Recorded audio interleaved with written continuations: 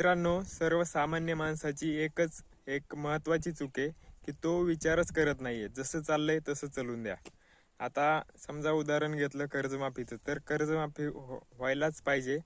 भारतातले आपले किती 60 ते 70% शेतकरी लोक येतं आणि जे आपण प्रत्येक गोष्ट घेतो GST किंवा याच्यामधूनच टॅक्स जातो. प्रत्येक माणसाचा आहे, बिझनेसवाल्यांचा सुद्धा जास्त टॅक्स आहे आणि तो मिळूनच पैसा सरकारकडे जात असतो. सरकार काय कोणचा आपल्या खिशातला घालीत नाही, प्रत्येक माणसाचा पैसा येतो आणि तो जर शेतकऱ्यांना वेळोवेळी कर्जमाफी झाली तर शेतकरी सुधारणार आहे आणि त्याच्याच तुलनेत देश सुद्धा सुधारणार आहे.